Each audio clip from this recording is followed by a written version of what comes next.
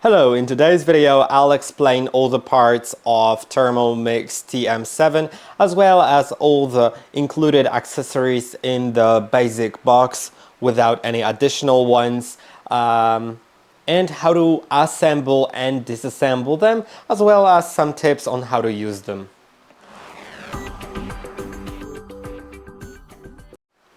This video is especially great if you don't know some new things, if you've used THERMOMIX in the past, an older version, or if it's your first THERMOMIX, so you'll understand everything, because also it has lots of changes from the previous versions. So let's talk about everything. First, I'll talk about the accessories.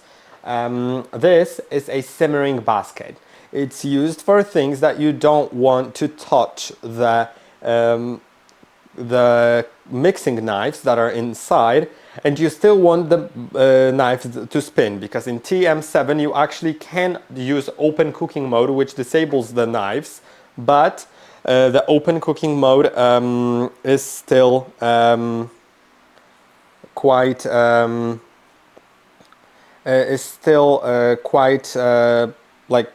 not perfect, because it still touches the blades, and also sometimes you may want the blades to spin anyway to mix something, and you want to put something in there, like for example rice.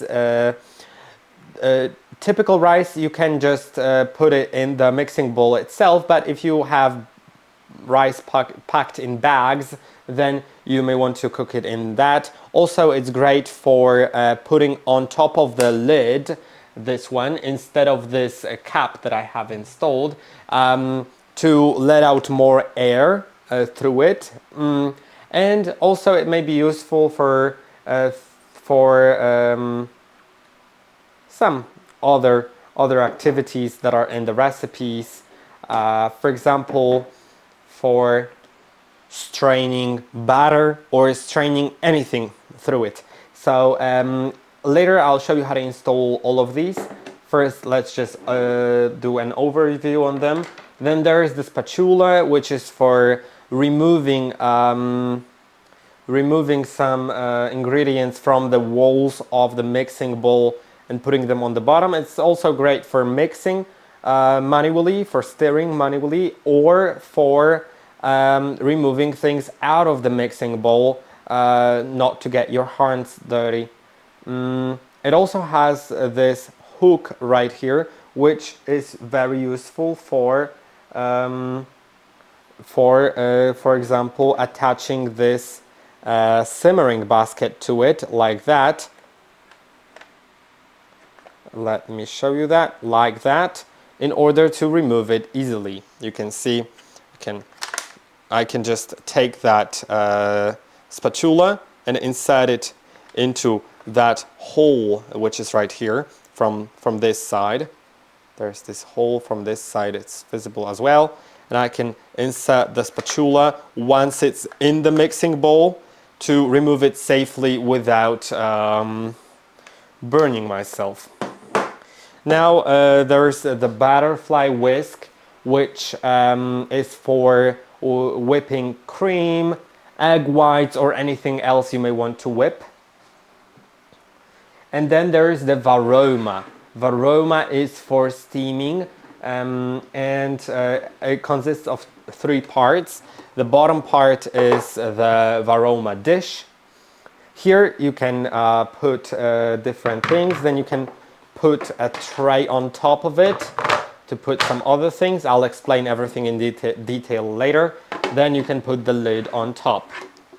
Now let's get to the this is the base station with the touch screen, 10-inch touch screen. Now this time on this model we don't have the selector that is a dial. Everything happens with touch. All you can do here, like with a physical button, is turn it on or off by pressing on the button here on the bottom. And now this is the mixing bowl. It has a cap that you can detach or attach to the your lid. Now the cap should stay on if you want to cover it. If you uncover it, then it'll just let out more air through here, which is great, especially for steaming with the Varoma dish, or if you just want to, for example, take some sauce or custard and thicken it.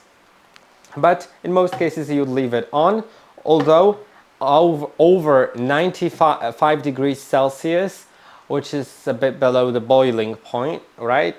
Then you may want to actually remove it and put the simmering basket on top of it, so that it lets out a bit more air. And yeah, it's a thing that you should do over 95 degrees Celsius. Now let's remove the lid.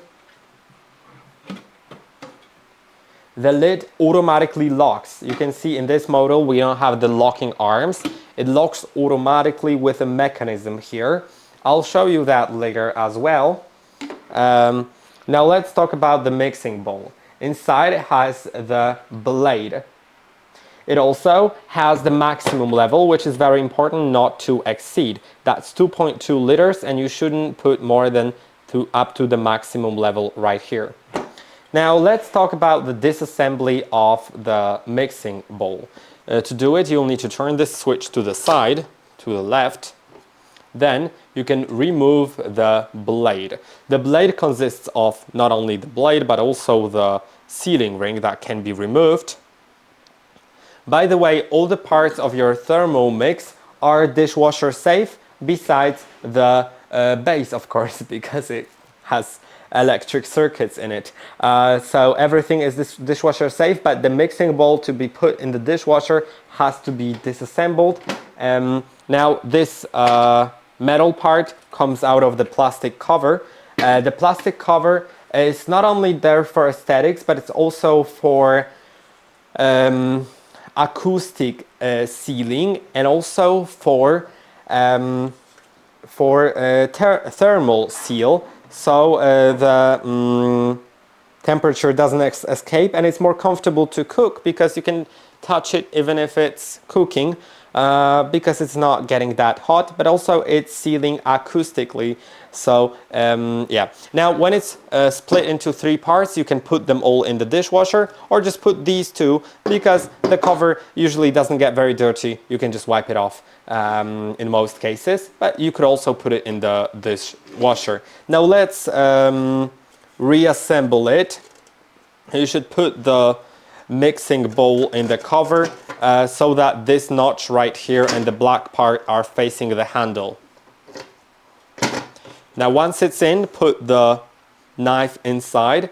Now be careful with it, the knife is quite sharp, and make sure it goes in properly, because now it's not there as it should be, so you may want to try twisting it. Now it is there inside. So then you can just simply lock this switch. It requires a bit of force. And now let's turn on the device and talk about the things that we can do. I'll show you how to install the butterfly whisk first. So you just put it on this sticking out part in the center of the knife. You just put it on like that. And then remember that if you're using butterfly whisk, the speed that you set in the manual mode shouldn't exceed 4th level of speed. Otherwise it may not be, it may be unsafe, it may break the butterfly whisk, so make sure it's maximum level 4. It even shows that here, you can see there's 4 max. That's what it shows. Now, of course, to attach the lid, it's pretty simple. You just put it on top with this handle facing this handle, and you can attach the cap by just pressing it on like that. Now, I'll remove it, and I've already shown you how to install the simmering basket. You can just put it on like that in case you want to use it instead of the cap, but if you want to use it inside, to cook in it. Of course, the recipes, if you're using guided cooking with the recipes provided by Cookito platform, they will exactly tell you what you need to do, but yeah, you can basically put that simmering basket inside. Now make sure that this hole is facing the handle, because if I put it like that, then it will start rotating. It shouldn't be like that. It should sit in and not move.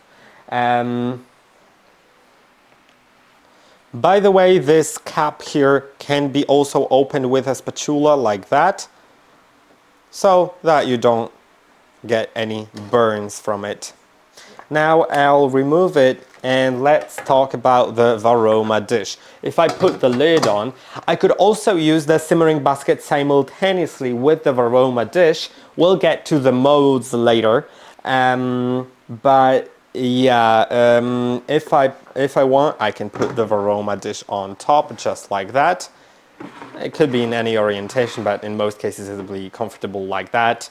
And then when it comes to Varoma, the bottom part is best for some harder ingredients like thicker pieces of meat, but it could also be thicker pieces of harder vegetables. Then the tray is better for softer things like soft vegetables cut into smaller chunks, or fish cut into slices.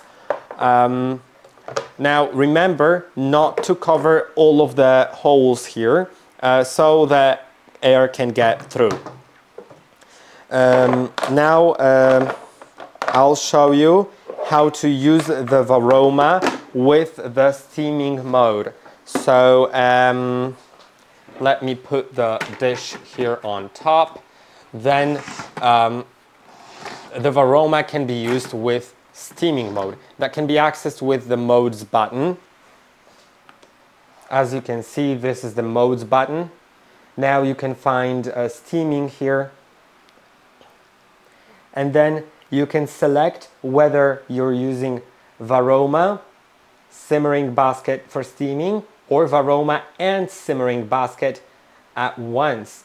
Now you should add, if you aren't cooking soup at that same time, because you can cook soup and use the steam from the soup to steam, but if you're not cooking soup and you're just you want to steam with water, then you should add about at least half a liter of water or more if you're cooking over half an hour, because it will reduce about 250 milliliters or grams, actually grams of water per 15 minutes. So if you're cooking, let's say for an hour, then you will need to add a liter of water. And then you can begin to cook. And these are basically all the assembling stuff of your device. I hope that this video was quite helpful. Don't forget to like and subscribe, and I'll see you in the next one.